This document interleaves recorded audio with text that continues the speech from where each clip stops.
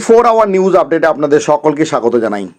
আজকে যে গুরুত্বপূর্ণ আপডেটটি উঠেছে যেটা আমাদের সকল কর্মচারী বন্ধুদের জন্য দেব, এবং সেই আপডেটটি দেখার আগে যারা নতুন এসেছেন চ্যানেলে অতি অবশ্যই চ্যানেলটি সাবস্ক্রাইব করে যাবেন, যাতে নতুন আপডেটটি পাওয়ার সাথে সাথে আপনারা যাতে পেয়ে যান। এখন আজকে দেখে নেব, আপনারা প্রত্যেকেই জানেন 9 জুলাই অর্থাৎ আগামীকাল এই কিন্তু একটি গুরুত্বপূর্ণ আপডেট উঠেছে যে আগামীকাল কিন্তু ধর্মঘট। আমাদের সকল রাজ্য সরকারি কর্মচারী কিন্তু ধর্মঘটে সামিল হবে, আর সেই ধর্মঘটের কথা ভয় পেয়ে রাজ্য সরকার আবার একটি গুরুত্বপূর্ণ নির্দেশিকা জারি করলো সকল শিক্ষক শিক্ষিকাদের বিরুদ্ধে। কোথা থেকে জানেন? মধ্যশিক্ষা এবং প্রাথমিক শিক্ষা পর্ষদের নতুন নির্দেশিকা জারি করেছে। শিক্ষক শিক্ষিকারা যাতে এই ধর্মঘটে সামিল না হয় তার জন্য একটি গুরুত্বপূর্ণ নির্দেশিকা জারি করলো রাজ্য সরকার। তাহলে রাজ্য সরকার কি ভয় পেয়েছে যাতে শিক্ষক শিক্ষিকারাও এই আন্দোলনে সামিল হয়? আজকে জানবো বিস্তারিতভাবে কি লেখা আছে এই নোটিশে। চলুন। পশ্চিমবঙ্গ মধ্যশিক্ষা পর্ষদের শিক্ষকদের উপস্থিতি সংক্রান্ত একটি নতুন নির্দেশিকা এবং অত্যন্ত গুরুত্বপূর্ণ বিজ্ঞপ্তি জারি করেছে। আর এই বিজ্ঞপ্তি অনুসারে আগামী 9 জুলাই অর্থাৎ আগামীকাল 2025 তারিখে এই ধর্মঘটের কারণে সমস্ত শিক্ষকদের বিদ্যালয়ে উপস্থিতি বাধ্যতামূলক করা হয়েছে। আর এই নিয়মের অন্যথা হলে শিক্ষকদের বেতন কাটার মতো কঠোর পদক্ষেপ নেওয়া হবে বলে জানানো হয়েছে। মধ্যশিক্ষা পর্ষদের এই সিদ্ধান্ত রাজ্য জুড়ে শিক্ষকদের মধ্যে ব্যাপক আলোড়নের জন্ম দিয়েছে। আর এই নিয়মটি শুধুমাত্র মাধ্যমিক নয়, প্রাথমিক শিক্ষা পর্ষদের ক্ষেত্রেও প্রযোজ্য হবে বলে জানানো হয়েছে। নতুন নিয়মের মূল বিষয়বস্তু কী ছিল আমরা একটু দেখে নেব। যে বিজ্ঞপ্তি সরকার ভয় পেয়ে জারি করেছে, সেই বিজ্ঞপ্তিতে শিক্ষক মহাশয়েরা যাতে স্কুলে যাতে আসেন সেই জন্য বিজ্ঞপ্তি জারি করেছে। কারণ শিক্ষক মহাশয়েরাও রাজ্য সরকারি কর্মচারীর মধ্যে পড়ে, তাদেরও একটা গুরুত্বপূর্ণ ভূমিকা রয়েছে। সুতরাং তাদেরকেও যাতে দমানো যায় সেই জন্য রাজ্য সরকারের আবার গুরুত্বপূর্ণ নির্দেশিকা। এখন এই বিস্তারিতভাবে এই বিষয়গুলি কি কি রয়েছে একটু দেখে নেব। বাধ্যতামূলক উপস্থিতি।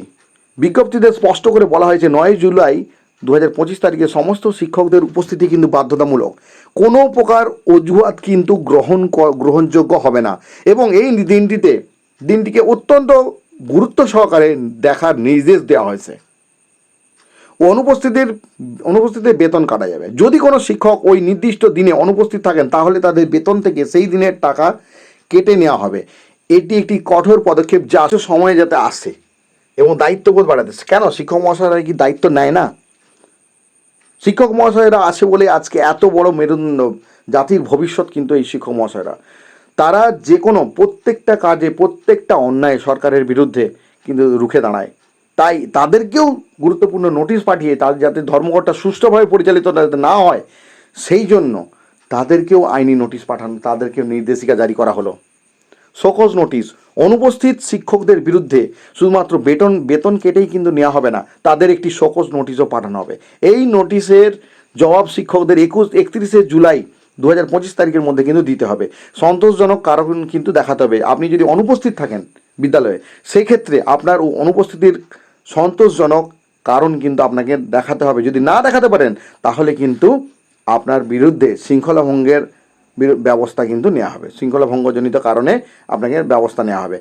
ডাইজ নন। প্রত্যেক শোকজ নোটিশের জবাবে কর্তৃপক্ষ সন্তুষ্ট যদি না হন তাহলে সেই ছুটিকে ডাইজ নন হিসেবে গণ্য করা হবে। এর অর্থ হলো ওই দিনের জন্য কোনো বেতন তো পাওয়া তো যাবেই না, এমনকি ছুটির আবেদনও গ্রাহ্য হবে না। শিক্ষকদের জন্য কিছু জরুরি পরামর্শ কিন্তু আমাদের সকলের রয়েছে। নতুন নিয়মের পরিপ্রেক্ষিতে শিক্ষকদের কয়েকটি বিষয় কিন্তু মাথায় রাখা অত্যন্ত জরুরি। প্রথমত পরিকল্পনা। 9 জুলাই তারিখটি আগে থেকেই নিজেদের ক্যালেন্ডারে চিহ্নিত করে রাখুন এবং সেই অনুযায়ী পরিকল্পনা করুন। কারণ অনেক শিক্ষক মহাশয়েরা অনেক দূর দূরান্ত থেকে আসেন, তারা কিন্তু যদি অনুপস্থিত থাকেন সেক্ষেত্রে একটা সমস্যার মধ্যে পড়তে পারেন। তবে যেহেতু এটা একটা আইনি পদক্ষেপ এবং সেই আইনিভাবেই কিন্তু সকল কর্মচারীরা তার জবাব কিন্তু রাজ্য সরকারকে দেবে আগামীতে। জরুরি অবস্থার কিন্তু প্রমাণ।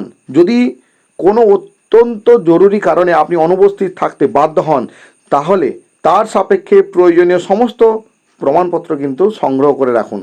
সময় মতো কিন্তু জবাব। যদি শোকজ নোটিশ পান তাহলে নির্দিষ্ট সময়ের মধ্যে তার সঠিক এবং সন্তোষজনক জবাব কিন্তু অবশ্যই দেবেন। এই কয়েকটি গুরুত্বপূর্ণ তথ্য আমি পেলাম আমার সকল শিক্ষক সকল শিক্ষক এবং কর্মচারী বন্ধুদের জন্য, যেটা আপনাদের সকলকে শেয়ার করলাম। তবে রাজ্য সরকার এই বিভিন্ন রকমভাবে যে সরকারি কর্মীদেরকে দমাতে চাইছে, আগামীতে কিন্তু পারবে না। কারণ এই যে আইনি পদক্ষেপ যে নিয়েছে রাজ্য সরকারি কর্মচারীদের বিরুদ্ধে, তার কিন্তু পরবর্তী পদক্ষেপ রাজ্য সরকারি কর্মীরা অবশ্যই কিন্তু নেবে।